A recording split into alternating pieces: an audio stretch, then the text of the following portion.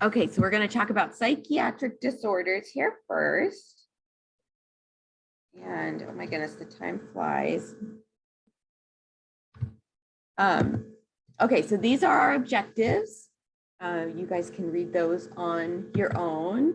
So the outline, these are the topics that we're going to talk about briefly and sort of an overview. Anxiety disorders, we'll talk a little bit about phobias, panic attacks, general anxiety disorder, post-traumatic stress will be included. We'll talk about depression, different types of depression, bipolar disorder, and then we'll talk about psychosis, which really the only one included here is schizophrenia. It's the only one we'll talk about. So anxiety is the sense of psychological stress that doesn't necessarily have a focus. And you guys have everyone here has experienced anxiety, probably experiencing it this morning, probably, all the time. And anxiety is normal. It's actually sometimes even a little bit good to have a little bit of stress that may feel almost like anxiety, although usually anxiety is deemed more uncomfortable, really. Stress in general can be good. It can be motivating, and it can get us moving, and it get us prepared to do something we have to do. Anxiety does kind of tip into the uncomfortable. And when anxiety has no particular focus, like there's not a bear running after you or something like that, or you're not, trying to protect yourself, if it's just unchecked anxiety, that's obviously detrimental to our overall health. So we have this, and within anxiety, we have psychological, which is, everything that we're feeling and thinking about something. So a feeling of impending doom, feeling like we're just on edge or just like rattled, we just feel rattled. But then there's actual physical things that go along with anxiety, such as our heart rate goes up, our stomachs hurt, our palms sweat, our mouth goes dry, our breathing may become more shallow. So like actual real physical changes happen to our body. And then of course, there's a combination of it all. So most frequent psychiatric problem in the general population is anxiety. And I just went to a big mental health conference right before spring break. And several of the speakers said that, there was X amount, like a large amount of anxiety in the general population before COVID. And studies are just coming out all the time that say minimum of 40% increase in general of anxiety, depression, and just all the things that go along with it. And also when they do those studies on COVID that talk about like obesity is like the #1 sort of comorbidity for people who died of COVID, the #2 was anxiety. And that's kind of like an interesting thing, because were they diagnosed anxious before they ever got COVID, or was the whole scenario causing massive stress response that lowered their immunity? So anxiety is no good, not a good thing to have on a regular basis. So normal versus abnormal. So like I said, anxiety produced in situations that may be conceived as threatening or dangerous is totally normal. It releases all these reactions in our body that helps us deal with a situation that we need to. So it's normal to have this. Abnormal is it just kind of keeps going. There's not a specific reason, or the reasons that we think are sort of made up, or like in our heads, we're pulling something more out of a situation than it needs to be. We're being more. So everyday anxieties that are kind of normal would be like paying bills, worrying about, or concerned about whether or not you're going to get a job that you really want. You're embarrassed or self-conscious in a social situation that's new or different. You're doing something you haven't done, and you get a case of the nerves before you take a big test. And dangerous objects, places, and situations clearly should make you feel anxious and nervous as a protective thing. Anxiety, sadness over, losing somebody, or being affected by some kind of a traumatic event. All of those would be completely normal, and you would expect to have a certain level of anxiety. If that bleeds into anxiety disorders, like you're worried about just things in your daily life. You get up in the morning and you're just stressed out about what the day is going to bring. And that happens day after day after day. You avoid social situations for fear of being judged or embarrassed. So it's one thing to be nervous about a public speaking thing that you have to do, but if every day you're stressed about just interacting with humans, out of the blue panic and fear for having like sometimes people with panic disorder will wake up out of just a sleep with, just a panic. It's like, how is this happening? I was sleeping, like, how is this happening that I'm just waking up with anxiety and panic? Irrational fear, avoidance of objects, places, situations, recurring nightmares, flashbacks, so post-traumatic stress type situations. So phobias is one part of anxiety. People can have all sorts of different types of phobias. There are irrational fears that interfere with our normal behavior. So they keep us usually from perhaps doing something or avoiding something, or if we think we have to be close to something, it's just like, like as though you can actually handle it. So agoraphobia is one of those, and you have to have at least 2 of the following: using public transportation, being out in open spaces or enclosed spaces, standing in a line or being in a crowd, being outside of the home alone. I had mild agoraphobia in my 20s, and standing in line at the grocery store caused me serious anxiety. I don't know if anybody can relate to that. Always sat near an exit, always sat at the end of aisles. Never, like, my worst nightmare was being at a theater and being in the center of a long line. And it's like everybody everywhere. I just avoided that. And I still have a tendency to not do that, but it's not as bad. Yeah.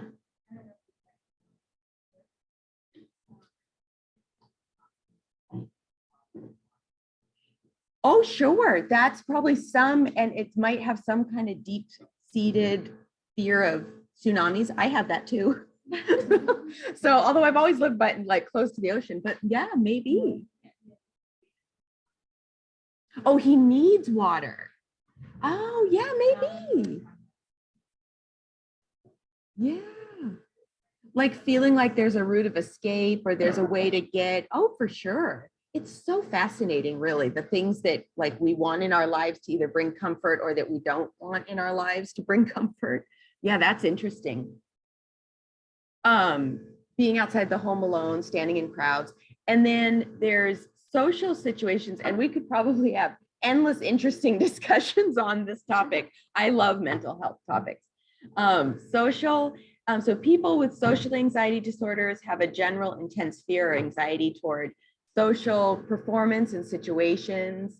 Sometimes it could be just, like having to do a speech or public speech, but sometimes it's just interacting, like, if your instructor says, okay, partner up, or okay, we're going to work in groups, and just sometimes that dynamic of having to sit in a circle with people and then have it be your turn to offer up something can feel really stressful. It can feel really, and for some people, overwhelming. So then there's, with phobias, remember this term, simple phobias.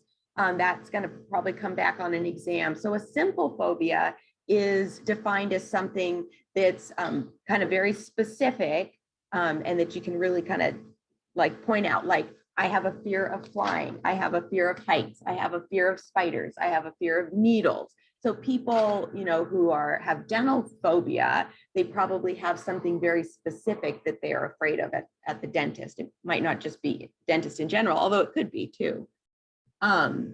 With panic disorders, this is that sudden, unexpected, overwhelmed feeling, the dyspnea or difficulty breathing, sometimes it also is accompanied with like a choking feeling too, like a tightening in the throat, palpitations, faintness, trembling, sweating, flushing, chest pains. So it's very physical. So that's why everyone always thinks they're like going to die, and they go to the emergency room and they think they're having a heart attack, because it's like very physical, and it's very overwhelming. And if anybody has had that, more and more people have full-on panic attacks these days. And when it first happens, it's very unsettling. And the good thing, I remember one thing I learned when I was in my 20s that really helped kind of turn the tide a little bit, and some of you may have heard this too, is panic attacks kind of have a shelf life. Like, you can only be in like panic for, one doctor told me 20 minutes. And I don't know if things have changed on that, but it's like your body just won't stay in that state endlessly. Like you may kind of dip down, you might still feel anxious, but that acute, I think I'm dying, that that's really scary, that can't last more than 20 minutes is what a doctor can do. Yeah. It was like, I don't know the exact amount of time how long it was, but it was like I was panicking and all this, and then I actually fainted. Because your body was just like, nope. Just like it was too much. Yeah. So I fainted, but then once I woke up from that, like I didn't feel it. You didn't feel it like anymore. that was like the last like big boom. Okay. That was the big hurrah. Minutes, yeah, or whatever. Yeah. And then like, your I body felt, like, recovered. anxious, but I wasn't Yeah, that's so interesting. Yeah, I think everyone's bodies does like different things. Like some people do, like when they become overwhelmed and faint, or they just have to live in it until it starts to subside and settle down. Post-traumatic stress disorders, we've all heard of this.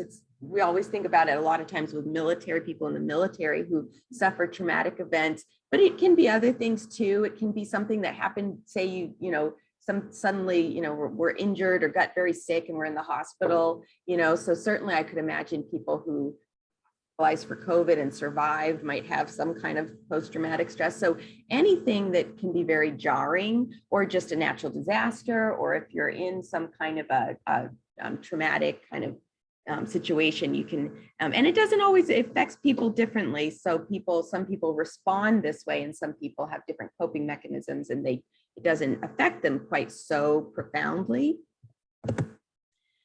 So when we think of anxiety, the most common thing that we'll think about is people coming to the dentist and feeling dental anxiety. And so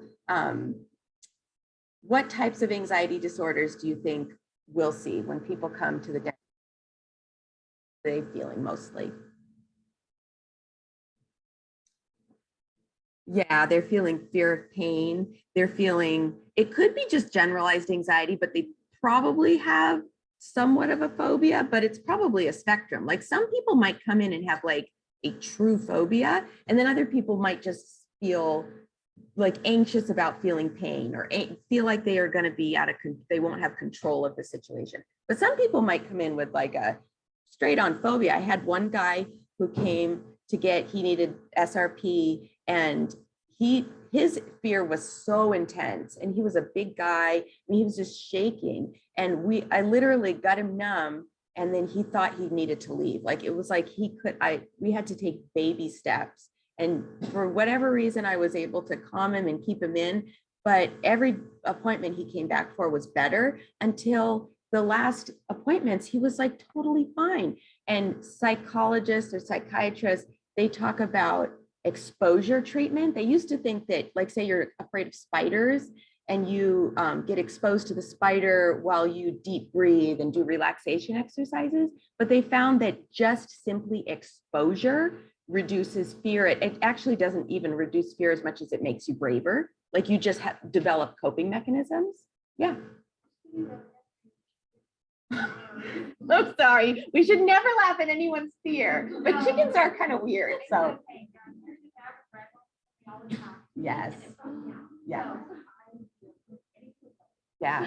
Well, birds are like reptilian, furry, like feathery reptiles. They're kind of weird. So I don't think it gets better because if you see them more, and yeah, you hold them and you have exposure to them. So I think that's what happened with my patient. Like if you're very empathetic and you're slow, you can help them acclimate, and then they're going to get braver. Yeah.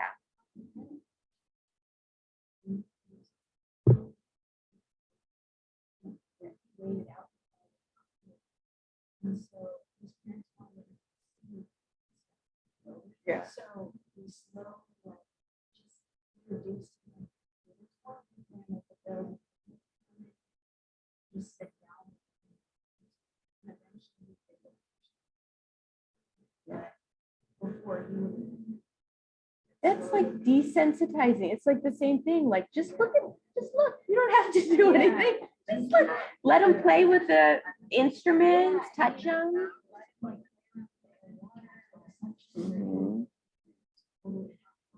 Yeah, it's like they get desensitized. That's so good. Yeah, you guys are gonna encounter this a lot. So some of these numbers could possibly be, I updated it last year. I didn't have a chance to update the numbers. And I don't know if COVID would affect dental anxiety, but maybe.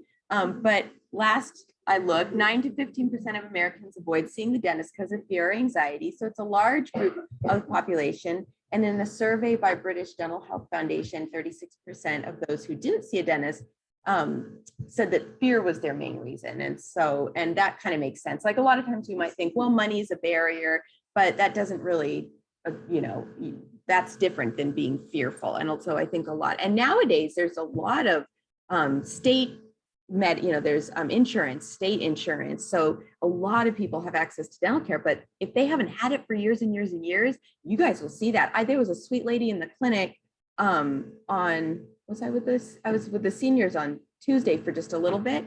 And there was a sweet lady, she was in her 60s, never been to the dentist before. Maybe she was in her 50s, never been to the dentist before. And she seemed apprehensive, but she was there. And so that kind of person, you just get so used to thinking, oh, everyone's been to the dentist, but you really have to stop when you realize like, oh, this person, and I have to go slower. I have to approach things. The causes, of course, fear of pain. I don't think we often think about how, like maybe we do, but obviously pain is like a big one, but sometimes just being in the chair with two people, 4 hands in your mouth, being numb, it's like incredibly intimate and restrictive. And for some people, not knowing what their history is, not knowing what kinds of anxieties that they could have from that, just that sense of lack of control, that it can be really like a big deal. And we're so used to doing it. We do it day in and day out and put our hands in people's mouths and hover over them and tell them, don't move, I'm trying to work, but for them, it can be just like, it can be really, really stressful. So we just have to remember that with different patients we see. Embarrassment of their teeth, embarrassment of something happening like gagging and throwing up, like that could be a fear. Like they're like, what if I gag and then I throw up and then they all laugh? And your mind goes to all these places. And so we just have to be so aware of how people can feel. And then a negative past experience, that's a big one people often talk. So then we'll shift gears. So we could talk about that all day, I feel like. There's so much more, but with mood, and you might talk, I'm sure you guys talk about that another time. But mood disorders, so characterized by extreme exaggeration of mood, of disturbance in mood, tends to be cyclical and kind of periods of, worse and then gets better. And there's 2 main categories. There's depression, and then there's bipolar. And so bipolar is separated out because it has this manic piece to it, whereas depression might not have a manic piece. So there's major depression, and then there's what we call more of like a mild depression, which is the dysthymia. So that's more of a mild depression, and then there's major depression. So you have that. Then there's different categories too, like postnatal depression or seasonal affective disorder or non-specific depression. So there's a couple other ones, but those are like the 2 kind of big ones. 5 to 10% of the population. This has increased since COVID. Yeah, no, you're okay.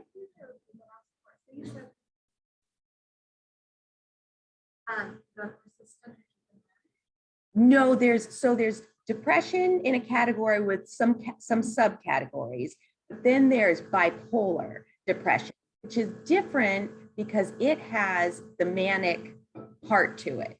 So manic, and we'll talk about what manic is or mania, but that makes bipolar very different from just depression. And then within depression, you have major depression where people might go 2 weeks and just like cannot, or more, can't get out of bed. They just can't function. And then there's more of a milder, persistent mild depression, which the dysthymia, and that's kind of more chronic. It might be ongoing. They're like high functioning depressed people is kind of how you can, it's just more, it's a milder form. So in general, the hypothesis is, or the theory or whatever, is that there's decreased levels of norepinephrine, serotonin, and dopamine. These all can have an effect on mood. There might be a genetic predisposition. There could be something incomplete psychological development at some point, some kind of trauma maybe. And then loss, of course, you lose something very disabling in your life, loss of loved ones.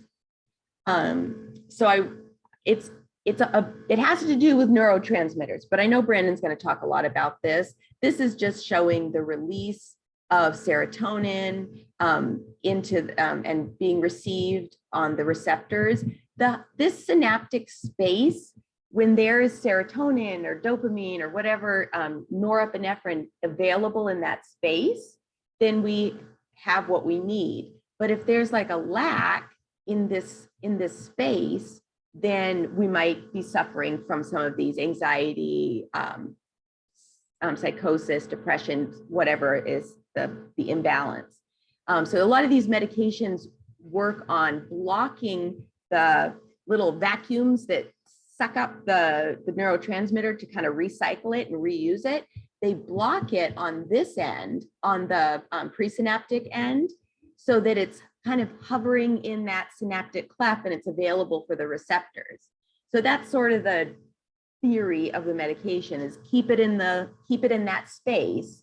Problem is that if you don't develop a lot of it in the first place, eventually that seems to only really work for so long, and then they have to adjust levels and maybe shift to different medications and things like that. But we won't talk very much because we haven't.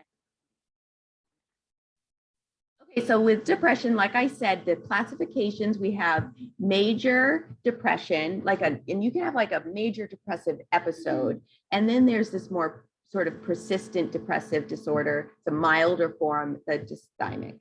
Then there's the non-specific. Then you can also talk about seasonal and post-traumatic. Women are more prone to depression than men, and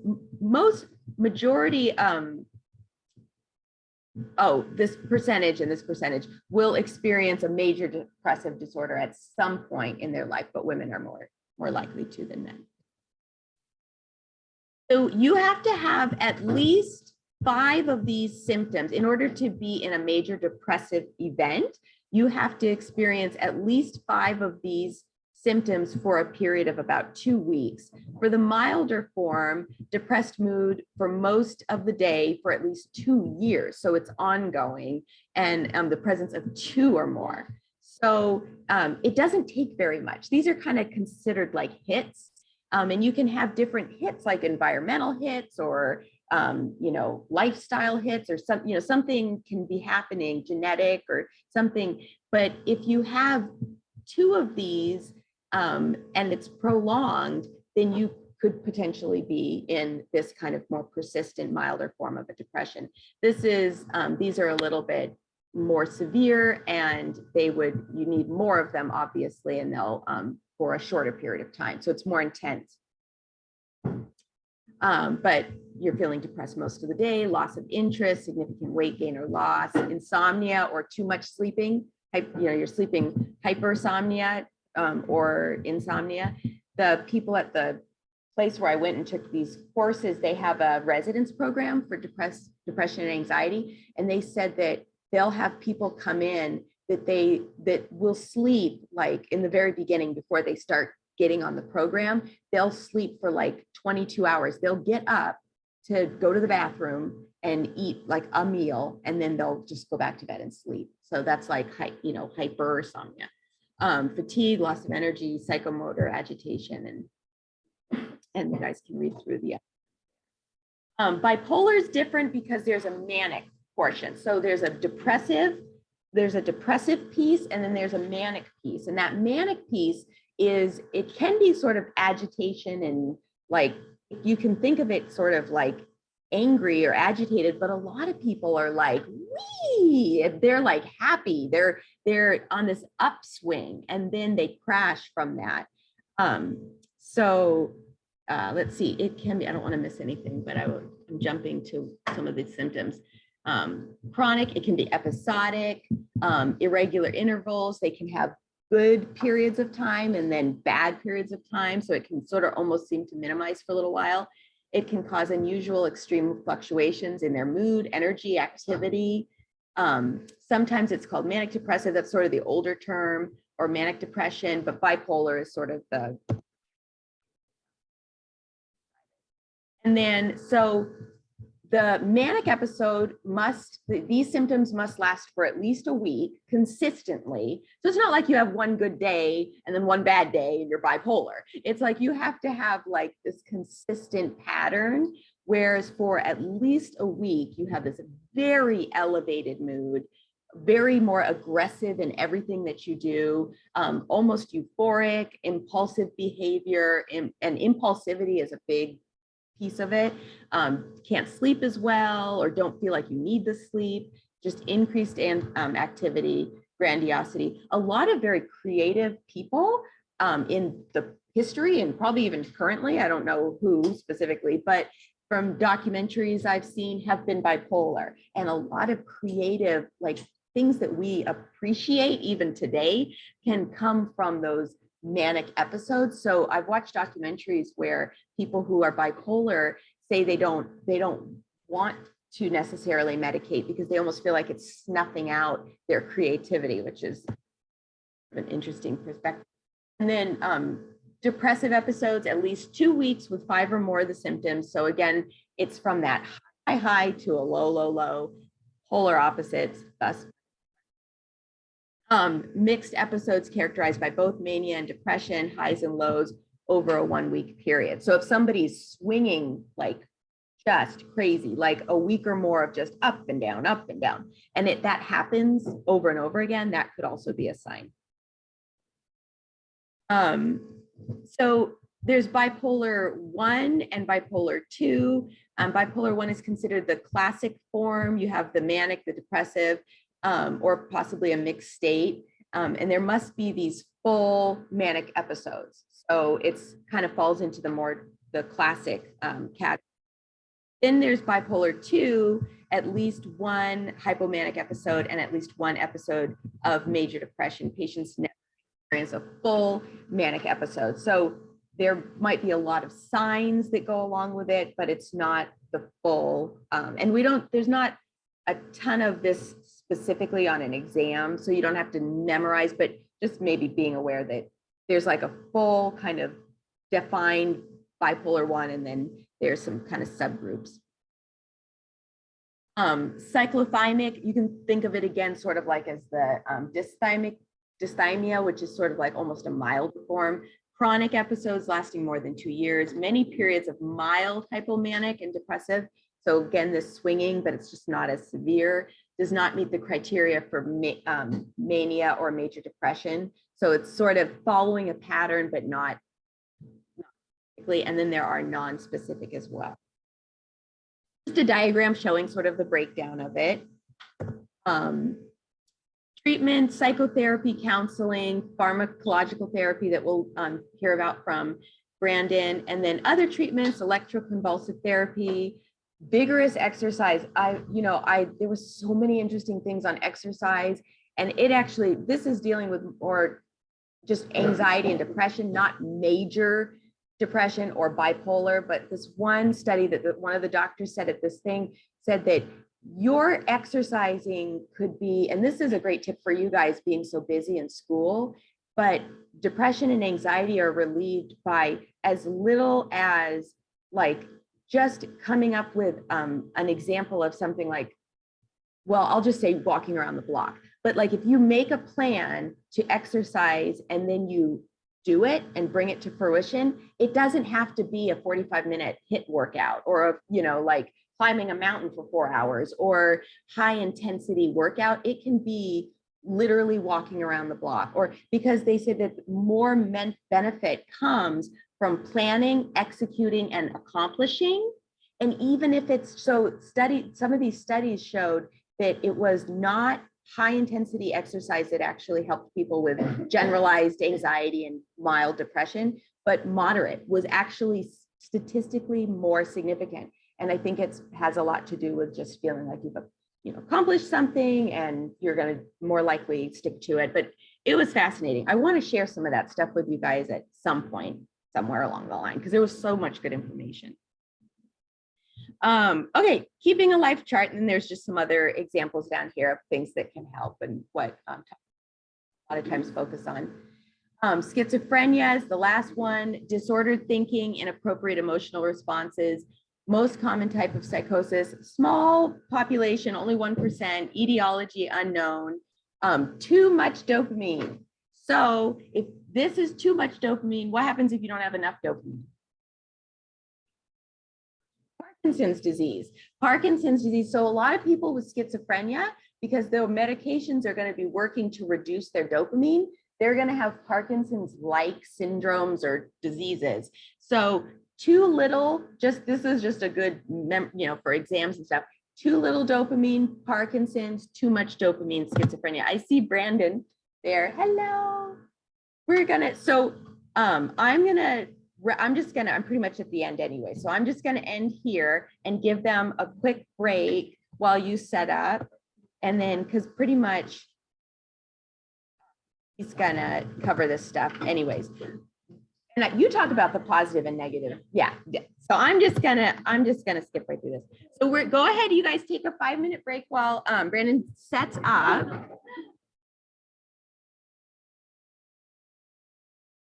I wanted to see if I know. I actually saw you when Holly taught this course. Yes. I sat in, and so I recognized you, and then of course I saw you over Zoom. So, but I wanted to know if you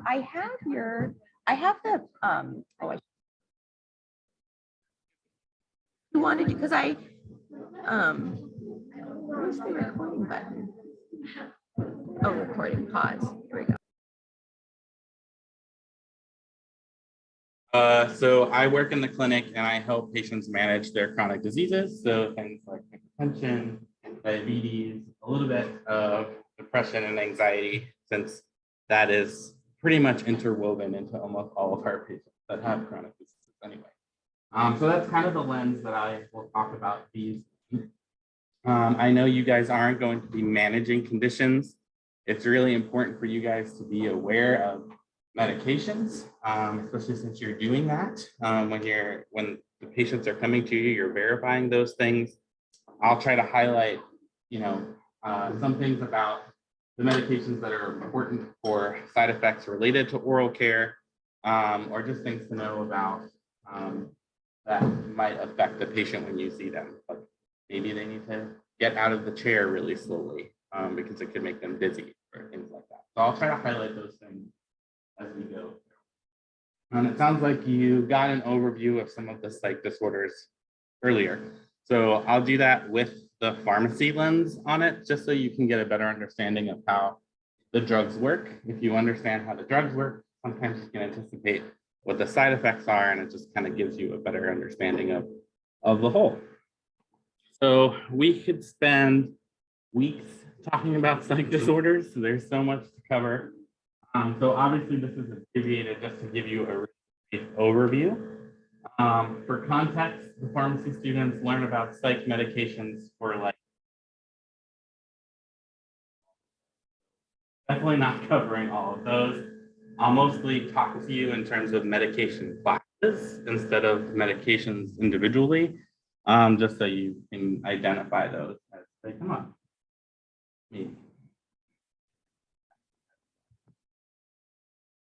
So some learning objectives for you. We'll talk about these kind of main psych disorders: depression, anxiety disorders, which kind of fits in all of them, bipolar and schizophrenia. Obviously, there's a lot more that go way well beyond that, but I would say these are certainly the most common, or certainly the most common that you see medications for.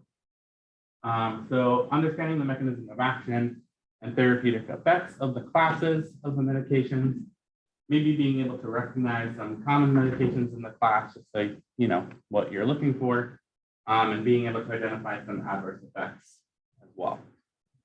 And if I'm not loud enough, just let me know. I can always add on. I'm like, my voice kind of carries. So This slide just highlights for you the different classes that will of medications under each disease state, and there is quite a bit of overlap. So we'll start off talking about depression, and we'll talk about SSRIs, SNRIs, and they're going to come back in anxiety. We use them in bipolar disorder. So there isn't, especially in psych, like one indication for every system. Use them for different reasons and different symptoms. And I'll try to highlight that for you as well. So we'll talk about kind of your antidepressants, anti-anxiety medications. We'll talk about mood stabilizers and antipsychotics. Mostly we're using those in bipolar and schizophrenia. And then your benzodiazepines, which really is for acute anxiety, which you probably would see a lot in the dentist office. So depression. We'll start off there. You might have already talked about this already. Understanding your neurotransmitters is a really good way of understanding how all the medications work. So we have 3 neurotransmitters that are really kind of important in mental health. So serotonin, norepinephrine, and dopamine are pretty much your 3 that if there's something not balanced there, we have one of the disorders we've already talked about. So for depression, specifically, most of the drugs work by making sure that we have enough of those neurotransmitters in between our neurons. So if we have enough in that space, then sometimes we can prevent some of those symptoms. And so there's a number of ways that we can affect the quantity of neurotransmitters in there. We can affect how much our neurons reuptake that neurotransmitter. We can affect how the enzymes break down that neurotransmitter, for example. And so the different medications we'll talk about affect that basically in different ways. So major depressive disorder, probably familiar with many of the common symptoms that patients have. So of course they present generally with depressed mood, but not always. That's not always so pronounced to them. They might notice some other things like just a decrease in pleasure of doing activities that used to be really important to them, finding it hard to concentrate, feelings of worthlessness or guilt, poor concentration, weight gain or weight loss. A lot of that has to do with appetite changes. And some even perseverate on thoughts of death, fatigue, loss of energy. So there's a long list of things that qualify. If we were in clinic, I would show you basically a screening tool that we use often to identify some of these things. But when it comes to treatment, generally we're thinking about these first 2 classes of medications, our SSRIs and our SNRIs. We can use some other medications that we'll talk about called TCAs or tricyclic antidepressants. They work pretty similarly. They just have lots more side effects, so we don't use them as much.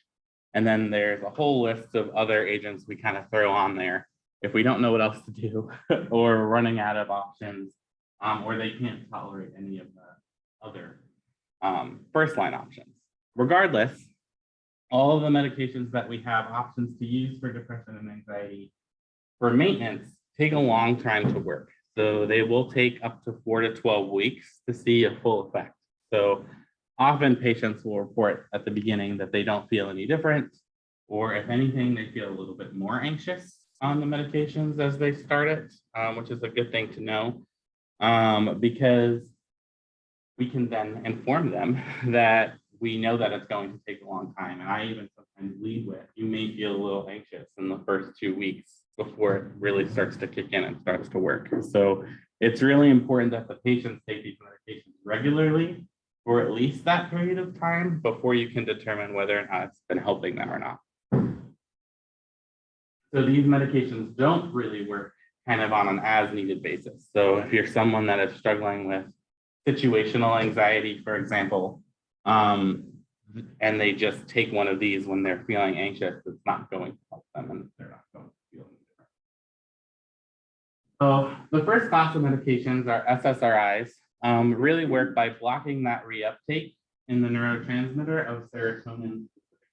So SSRI is basically know what it stands for. So as you can see in this diagram, serotonin is naturally released into the synapse.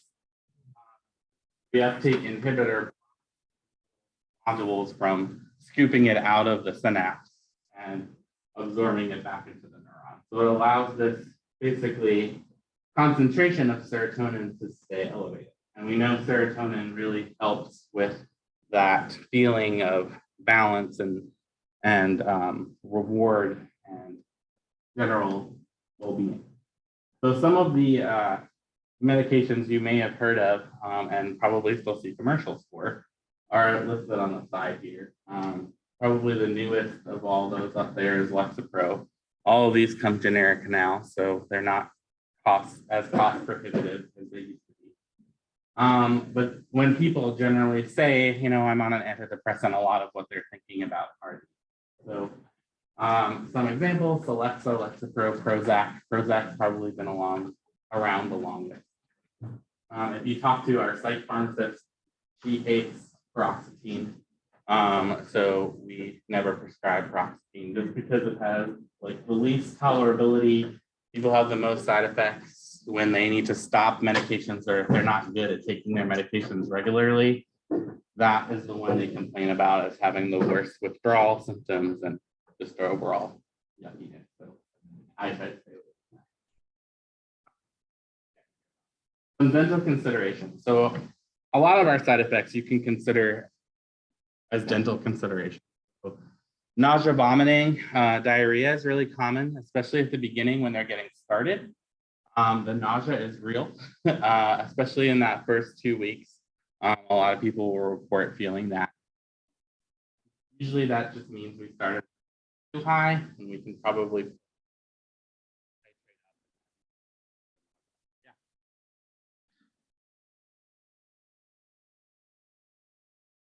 naturally.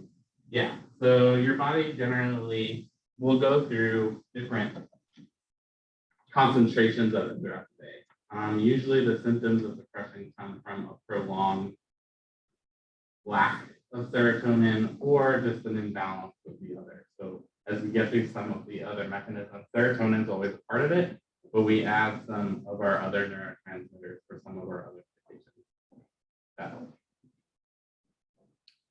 So some of the other side effects that we see also comes along with, I said at the beginning, you can see an increase in anxiety. So nervousness, decreased appetite and weight loss, sedation or drowsiness. You'll notice a lot of those were some of the same symptoms of depression, right? So some of those things can be worse at the beginning. And usually as we get to that 4, 6, 8, 10, 12 week mark, they start to improve. So patients need to have a little bit of patience, which is difficult if they aren't informed of that. So keeping them involved and having lots of check-ins with them as they start on any mental health medication is really important so that they have really clear expectations on what's happening and they have a venue of talking with you about the side effects and maybe making some dose changes or making medication changes along the way. We have some black box warnings for a lot of these medications. For our antidepressants, our black box warnings are really for suicidal ideation, which means that they're thinking about suicide or talking about suicide. And this is super important in our younger patients. So teenagers, patients in their 20s, we know that that's much more pronounced at that age range.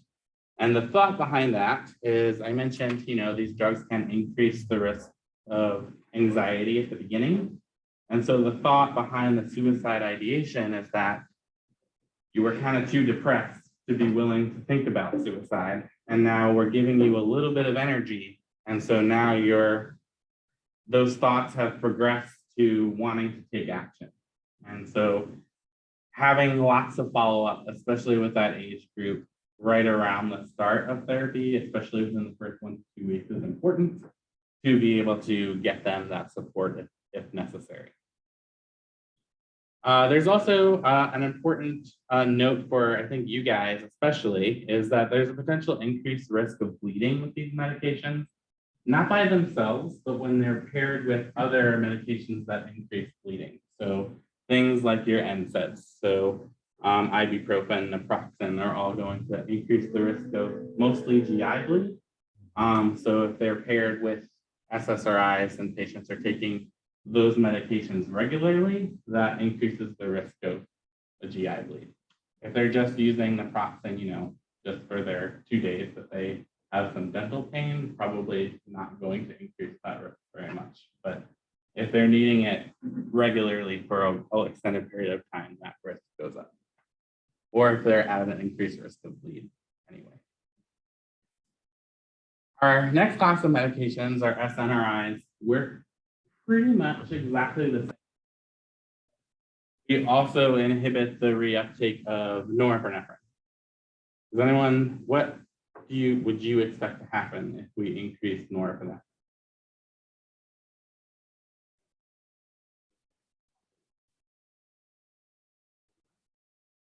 Increasing blood pressure, exactly. So it's kind of like your adrenaline, right? So if we're increasing norepinephrine, that's likely one of the side effects we're going to see is increase in blood pressure. And I bring that up because that's literally the only difference. All of the side effects are the same. It's tolerated relatively the same, with the exception that it increases blood pressure. And the side effects around fatigue and drowsiness, we don't really see. So generally, the patients that we use these medications for were really complaining of that fatigue. And so venlafaxine and duloxetine, for example, we like to give them in the morning because it may help boost that energy. Also, possibly not the best option for patients with anxiety, right? So if they're already kind of anxious and we give them something that's a little bit more energy boosting, potentially a little bit more anxious, especially until things start to normalize. So from a monitoring perspective, these definitely can increase blood pressure. I definitely think that's important for you guys. You're checking blood pressure right when the patients come in. And if you know that this is on their med list, you know that it can be related to that, especially if they were recently started on this medication. It really could be an increase in blood pressure from their normal. So being aware of that can potentially be really helpful, especially.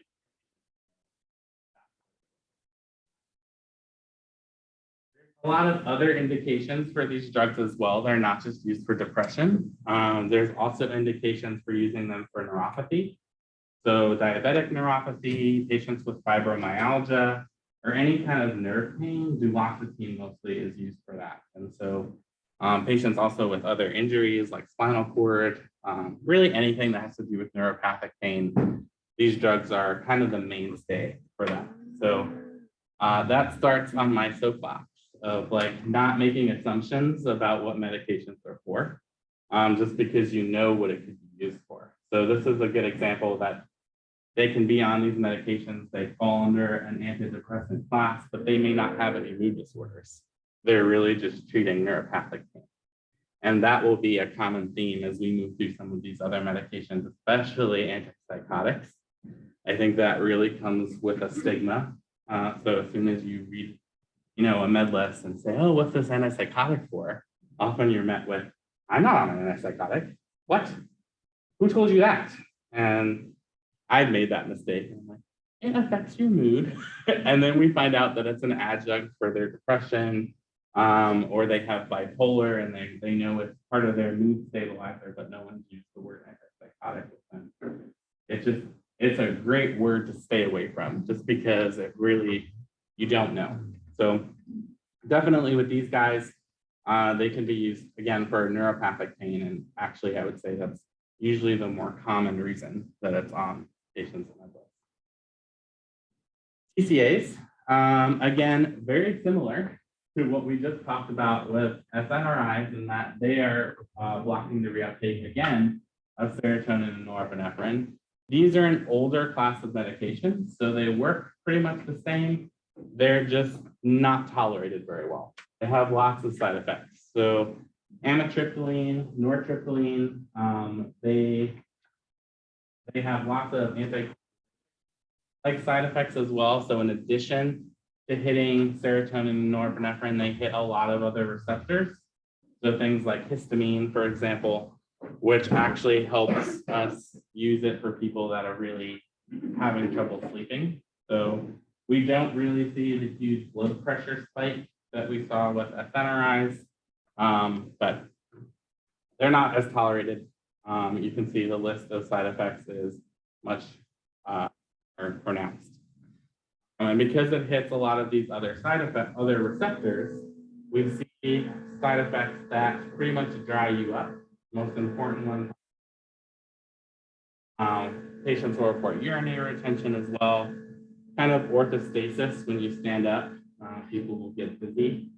Timeout, I would say, is definitely the first side effect, probably the most common. And we usually can't get very high in our doses because of the side effects. And so most people are using it to usually at bedtime to help them with sleep, rather than actually getting to a dose where we can treat mood disorders. So yeah.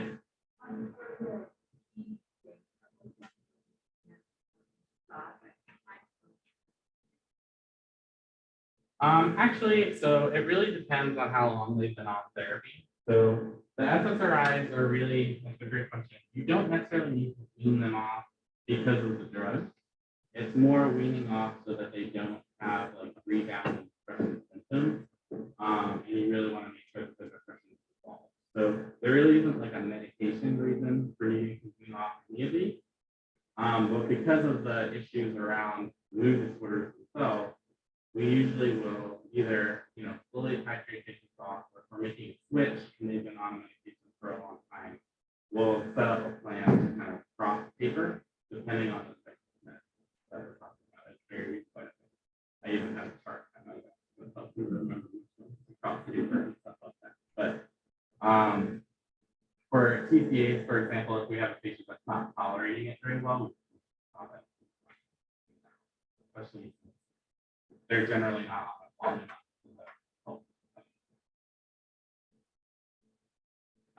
There is a little note on here about using it with lidocaine. There's a few drugs like this where we have some limits on how much lidocaine we can use. I will be honest, and I say that I don't know why. I don't really understand what that is about, but I do know that it is in your dental books, something that they really highlight. And I will not pretend to know why. My guess is that it's probably hitting some of those same receptors as well, since we're having a lot of these really difficult side effects, specifically orthostasis, which lidocaine can also cause. So that's my hypothesis, but I don't actually know. I was just reading it yesterday, but now my memory is gonna be all double. So I haven't. And so it was working on other receptors that maybe lower blood pressure, or maybe it's raised blood pressure. Something about specifically about it being non-selective, and so because it affects on those other receptors. And then I do think it said specifically not levonorepinephrine, which was even more. So that was highlighted in the book too. So I have it, I think, on. I think I have it on study guide or something. We'll review it next week. Sounds good. It makes sense. I would definitely think of that. Like, these drugs are definitely not selective, and one of the reasons we don't use them very much, or we're very careful on who we use them with. So like, we don't use them in elderly patients, or at least we try not to, because they're already at risk for falling and they're already at risk for dizziness. So we try to avoid it in those people. Other antidepressants that you might see, usually these are adjunctive. So usually we use them in addition to some of the ones we've already talked about. Is one that you can see for a couple of different reasons.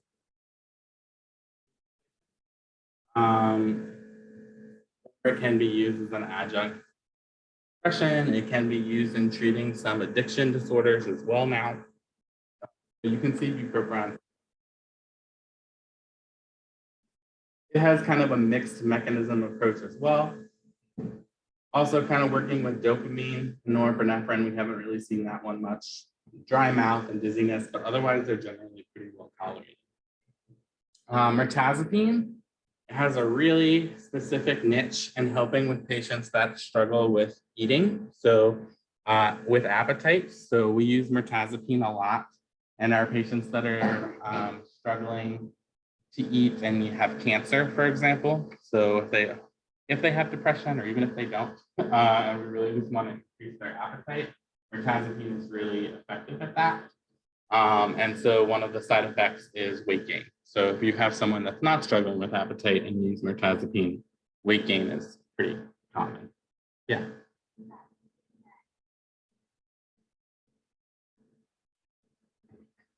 Yeah. Absolutely. Yeah. The question was, is that something we see more in older populations? And yeah, I would say mirtazapine is used a lot in nursing home settings or places where they may not have education. But I would say, yeah, in the older populations, just because of appetite issues that come in that population and other disease states that they have that affect appetite for sure. And oncology is probably a place I see a lot. Trazodone is used really common as an adjunct for depression, especially because it really is helpful for sleep. So lots of people will take trazodone even if they don't have depression for sleep. We have to get to pretty high doses of trazodone for it to be helpful for the mood disorder. But we can use really low doses and it can still be really helpful for bedtime. So again, all of these have really similar side effects: dry mouth, generally drowsiness and dizziness. The exception to that on the slide would be bupropion. It doesn't really have the drowsiness component. In fact, it's the opposite. Most patients will say that it keeps them up. So for patients that are using it, we usually will say it's usually a twice a day medication to take it in the morning and then no later than like 3 p.m. So it doesn't keep them up. Cool. So bipolar is essentially a rapid or slow cycle between manic feelings and depressed feelings, and that degree can vary significantly between patients. We have different types of bipolar: bipolar 1, bipolar 2, bipolar, hypomanic, hypermanic. So there's many different classifications with, but the hallmarks of them are relatively similar. You'll have some patients though that spend most of their time in the depression part of bipolar, or the opposite, where many of the patients will spend more of their time in the hypomanic or manic parts of their cycle. So the treatment really works to try to stabilize this rapid or consistent cycling between these very extreme symptoms. So we have a class of classes of medications we call mood stabilizers. And I use the term class loosely because really these medications are all parts. A lot of these medications are, so they're used for seizures.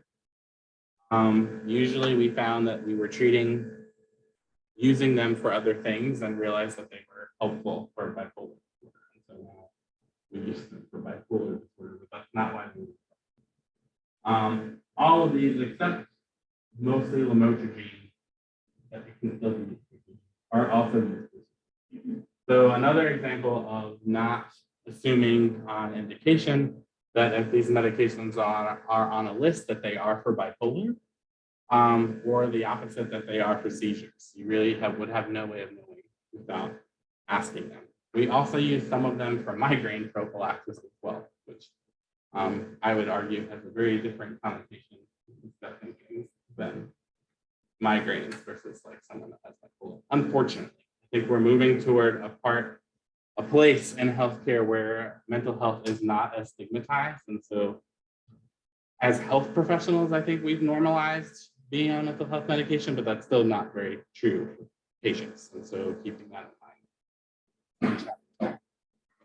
So some kind of unique things to know about these drugs. So all of these anti-epileptic drugs that we use for mood stabilizers are difficult to manage and so require a lot of monitoring generally. So in pharmacy, we call them narrow therapeutic drugs, meaning that they really require, on top of and on side effects, we need to get some labs to make sure that the values of that drug are staying within the range that we need it to be. So there's not a lot of drugs that exist like that. A lot of them are in this class. So seizure-like medications. And so they're not as narrow when we're using them for bipolar though. So it doesn't matter as much that they're in a therapeutic range as long as their symptoms are improving. Versus for seizures, we really want to make sure that we don't induce a seizure. So we really want to make sure that we keep them in that tight range. So there's some differences in degree of monitoring depending on what we're using it for. Regardless, most common side effects again is dry mouth. Dry mouth with lithium is pretty much a guarantee. It also might be a sign of dehydration, just because it can also really affect your sodium levels. And so if it affects sodium, it can affect water. We also see some other oral things like tongue movements that they cannot control. Orthostatic hypotension, so low blood pressure when you get from sitting in a lying down or sitting position. Another medication that is not a great idea to use with NSAIDs. So unlike before, when I said with SSRIs that it can increase the risk of bleeding, and it's really not a concern unless you're on those NSAIDs for a long time. 1 or 2 doses of an NSAID can affect lithium levels. So if you're on someone or you have a patient that's using this for seizures and have been on lithium for a long time at their stable dose, this could throw them out of that therapeutic range. So an example of, when they're on a medication like this is a great example of when that medication rec at the beginning of the appointment is really important for the providers to know that there's a change that's going to happen that could potentially affect that. And so that doesn't mean they can't get an NSAID. It might just mean they need to go get follow-up blood work just to make sure that they're staying in the right range. Yeah. So you're saying that like even if they take it just one time, it can cause the effect, unlike the Correct. Yeah. So anything that was increasing the risk of bleeding, usually that's like a cumulative effect. This really can have a pretty immediate effect on that range of lithium that we're checking in the blood. So that can happen pretty quickly. Another drug, I don't know if you covered like warfarin. Have you covered that before? That's another drug that's a narrow therapeutic that literally anything can affect it. Like if you eat too much salad, it affects whether or not your blood is more potable, right? Because it has vitamin K. So warfarin is an example of a drug like that we have to monitor. Any like change in the patient's diet or other medications get added, we have to know about it and we have to monitor their blood levels. Similar here, not as scary, but we would need to just kind of make sure that valproic acid and carbamazepine are similar. They are also require a fair amount of monitoring, not quite as much as lithium though. They are both also anti-seizure medications. They both really do require blood monitoring as well. This also, valproic acid comes with avoiding it with NSAIDs as well because it can decrease platelet aggregation, which is another way of saying that can increase the risk of bleeding, right? So this drug does that, NSAIDs do that, and so using them together potentially can increase the risk of bleeding. I don't want to spend a lot of time on these drugs. I think they're really used mostly for seizures. They're certainly used in bipolar disorder, but because of how much monitoring and how difficult they are to manage, especially with drug interactions, we really don't see them used for that indication anymore. It's generally seizures. Some things though to note, I would say at the bottom here are some drug interactions. So avoiding it with some of your antibiotics. So like your azithromycin, erythromycin, erythromycin.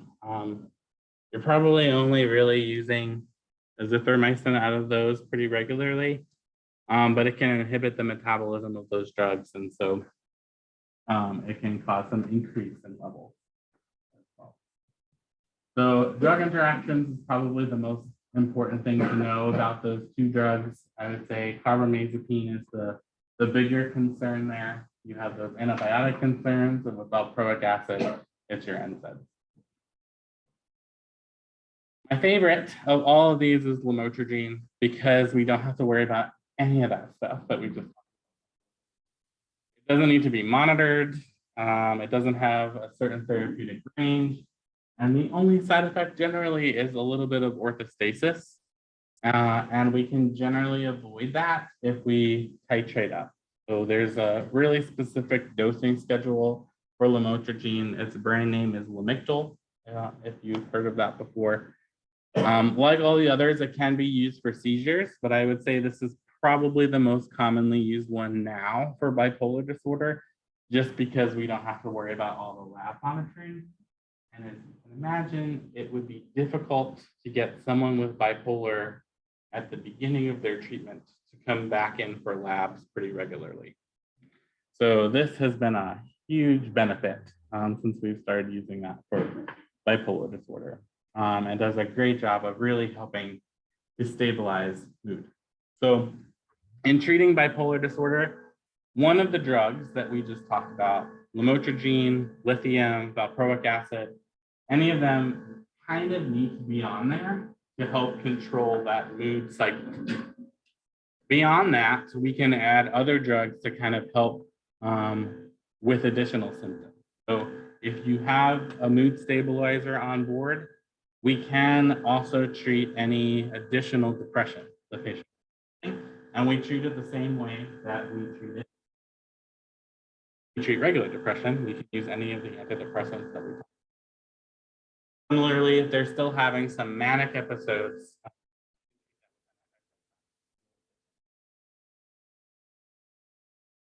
my only asterisk is that bipolar is difficult to diagnose.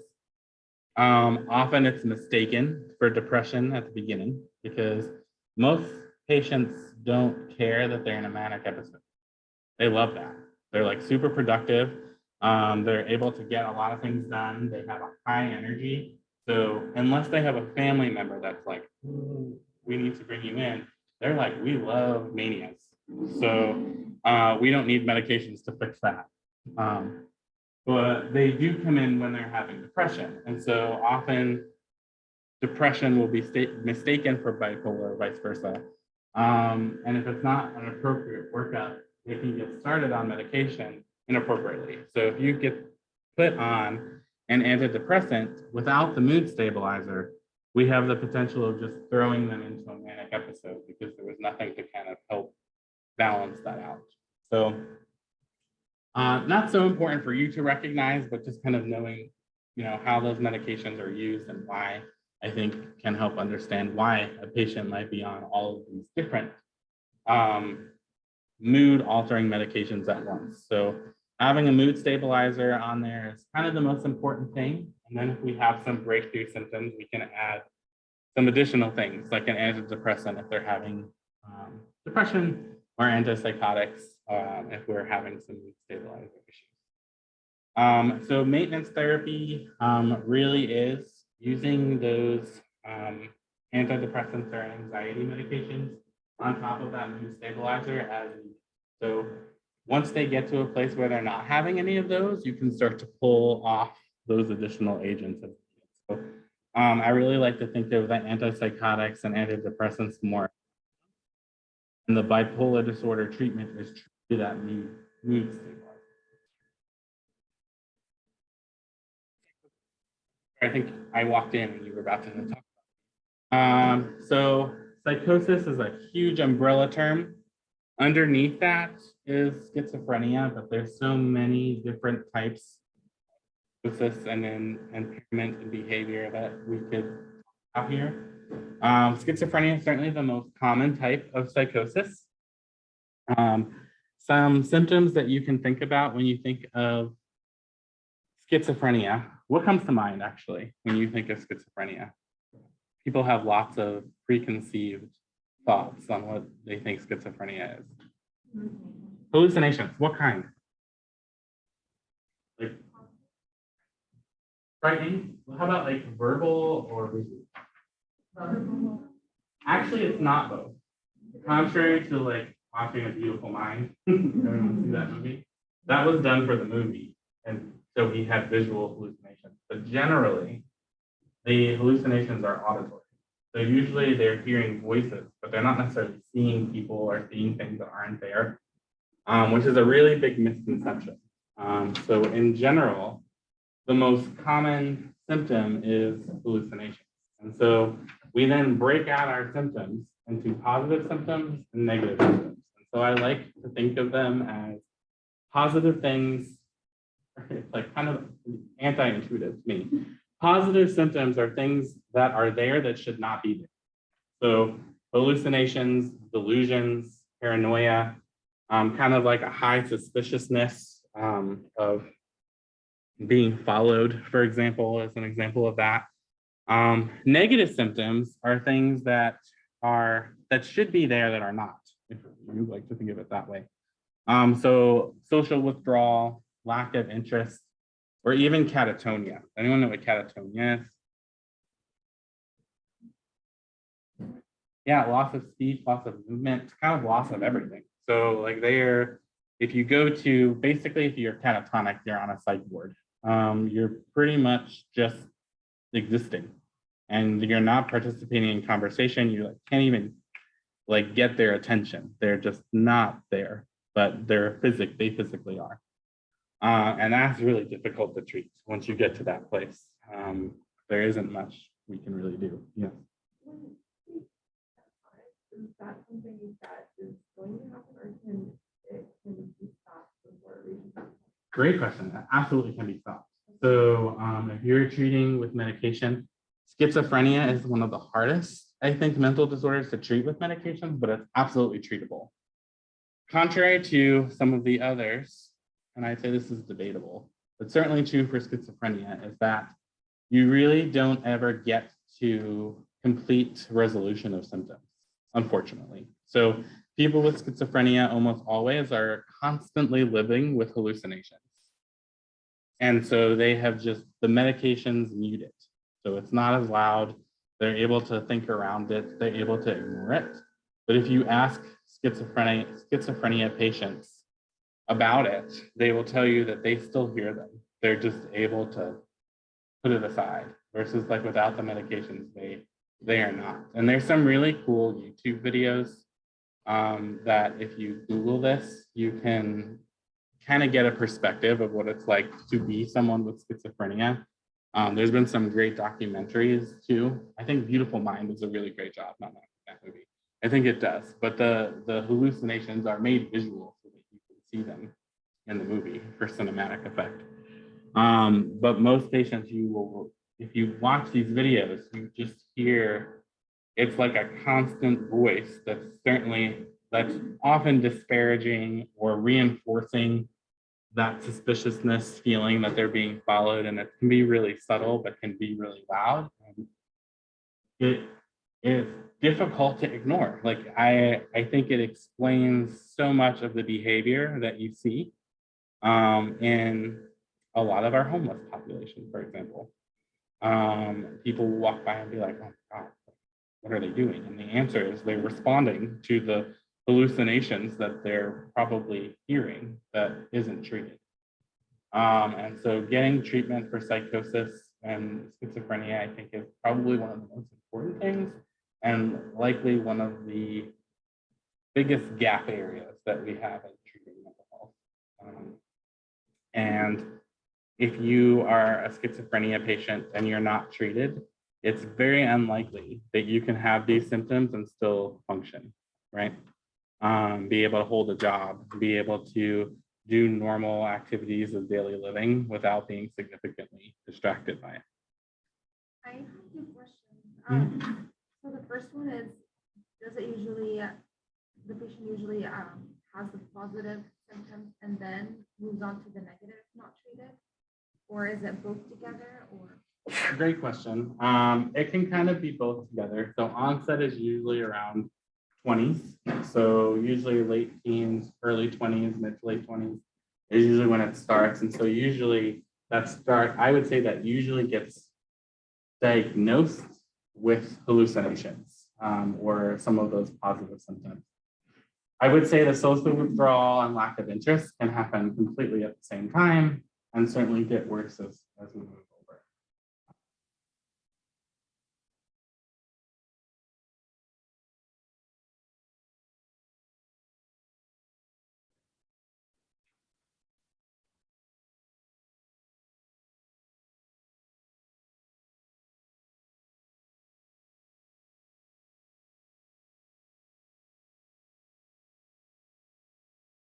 I don't usually show this slide to you guys. I teach a nurse practitioner.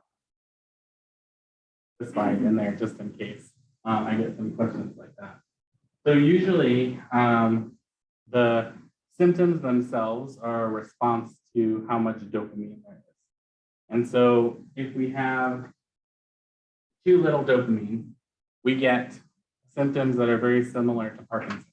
So that jittery, cogwheeling, unstable tremors. And so when we think about treating Parkinson's, we're giving medications that increase dopamine. When we're thinking about schizophrenia, it's kind of the other spectrum. We have too much dopamine where we shouldn't have it. And so we end up getting the symptoms like that we've been describing. So having positive symptoms like hallucinations and delusions usually is related to the D2 receptors being hit, and your negative symptoms are related to D1. And I only bring that up because a lot of our medications work on D1, and we don't have a great way of hitting D2 regularly. And so we think that we can really affect the cognition, the emotion side of it, but we can minimize hallucinations and stuff, but we can't take them away. And so when we start to think about side effects for these different medications, you might not be surprised to identify that when we look at some antipsychotics, one of the biggest side effects, at least for our older class of antipsychotics, is rigidity and tremors, because we're decreasing that dopamine, and then we're ending up kind of swinging them back across that pendulum to have more Parkinsonian-like symptoms, which is essentially the next slide. So if you understand that spectrum of dopamine, of having too little and too much, and that too much kind of causes these tremors, or too little causes these tremors, and too much causes hallucinations, you'll understand the treatment for both of those conditions and the side effects we see. So in our Parkinson's patients that are treated with basically dopamine agonists, the side effects are hallucinations and delusions. And so it's like we're giving them pharmacological schizophrenia if we overdose them, but it relieves their tremor symptoms.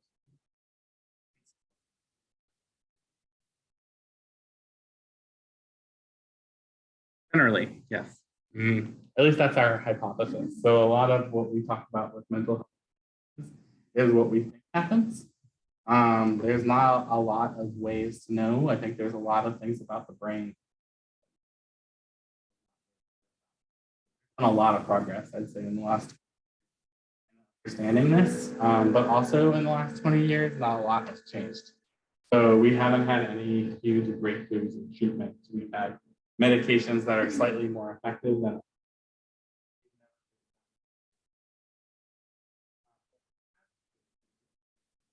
is kind of effective. So our first generation antipsychotics have been around for decades. And the issue with them is the EPS symptoms that we have. And so basically these are the Parkinsonian-like symptoms. So akathisia, dystonia, tardive dyskinesia. So tardive dyskinesia is kind of having involuntary movements, specifically of the mouth and facial muscles.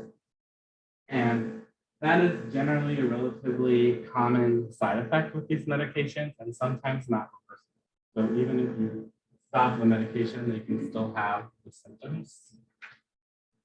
So we very much were excited to try to implement or find an antipsychotic drug class that would not have these types of side effects that help treat the mood. Some drugs that are in this class are drugs like Haldol. So we still use it all the time.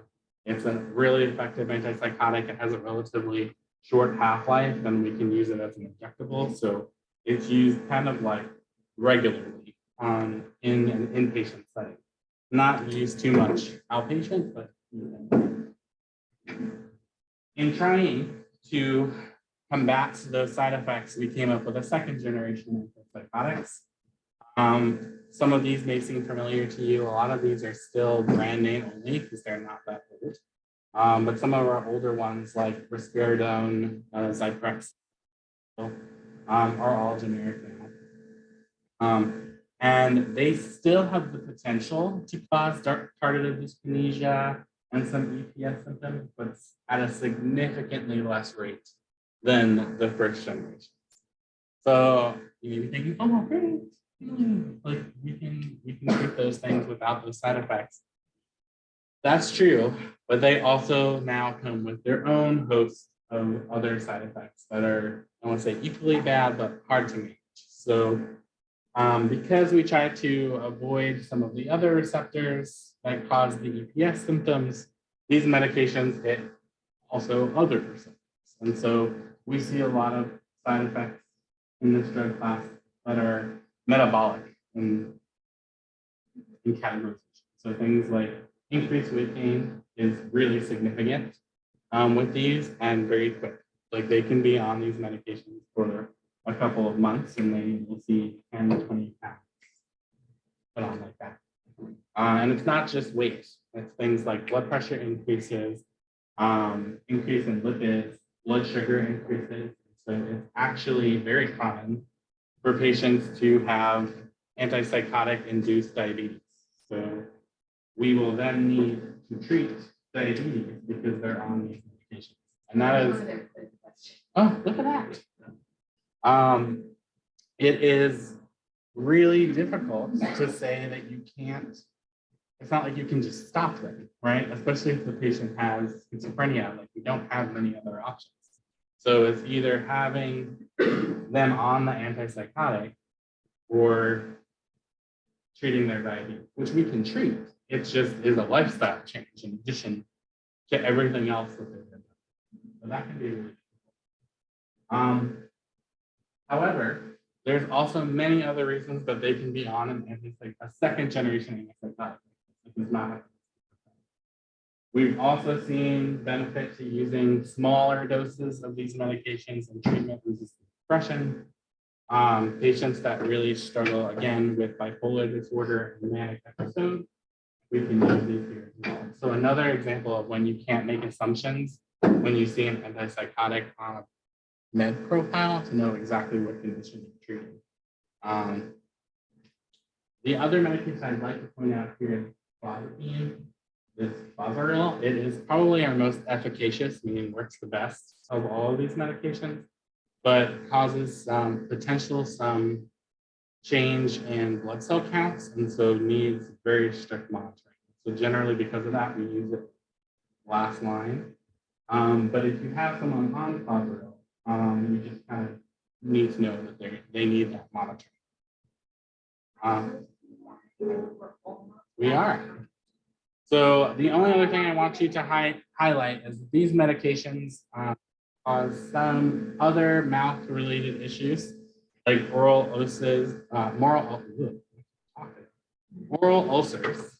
I would say that's mostly true of your second generation antipsychotics, specifically clozapine, which I just called out, mostly because of agranulocytosis side effect.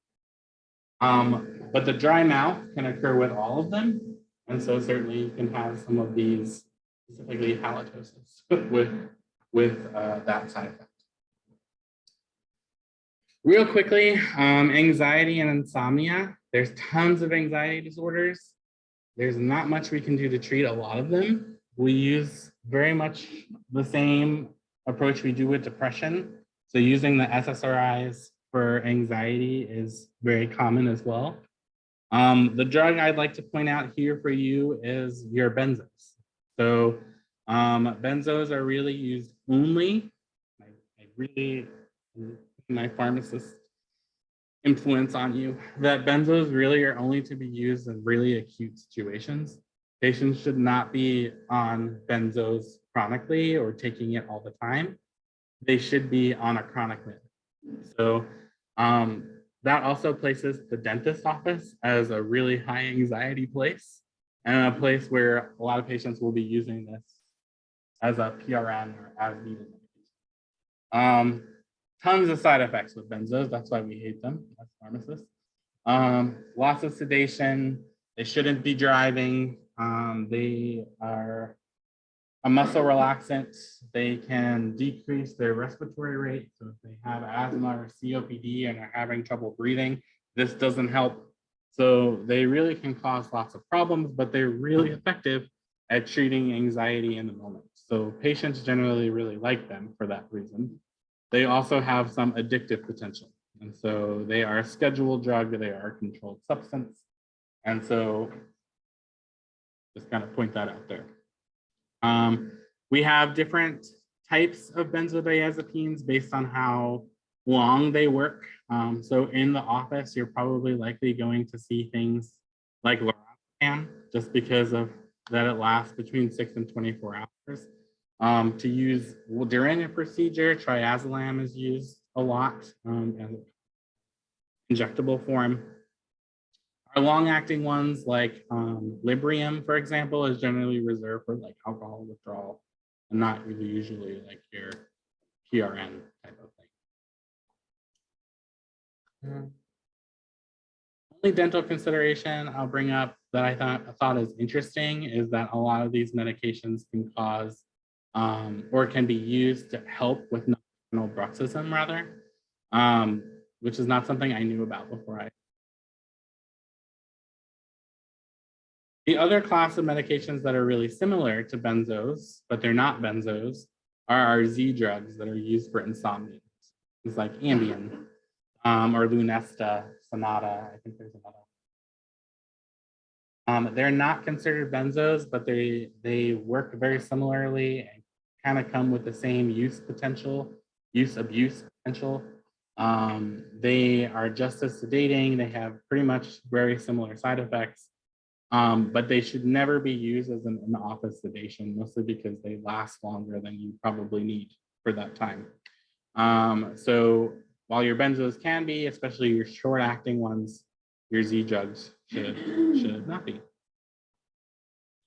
A lot of your other agents for insomnia are the same ones we talked about earlier for depression. So trazodone and buspirone or Buspar is an example of an anxiety medication that we can use. So 4 times a day. It's not the same as bupropion. That's my big point of that. So there was a slide earlier where we talked about bupropion and using that for depression and smoking cessation.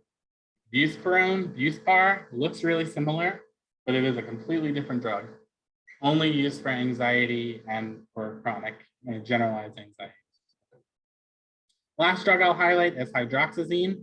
It is basically an antihistamine, but it is basically what we like to use, especially in clinic, for patients that have acute anxiety issues. We can prescribe it as needed to use like a benzo, but without all the risks associated with benzos. And so it's a great agent to use kind of as needed. It works kind of really similar to Benadryl and helping to sedate. But we definitely feel or have seen that it really helps calm people down to the same degree that benzos do without all of the additional side effects. So our clinic, for example, does not prescribe benzos as needed for anxiety, but they will use hydroxyzine. Sorry for speeding through the end of that. I'll hang out if you guys have questions, but I know that you're a fan of your for learning with me.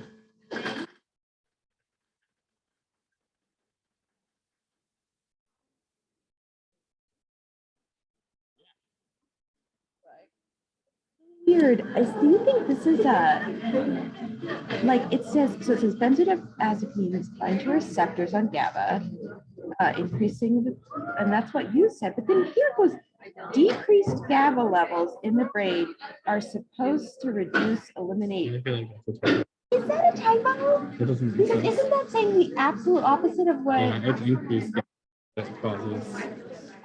Gosh, I'm gonna have Oh, to. I get it. Is it no? Get Get this.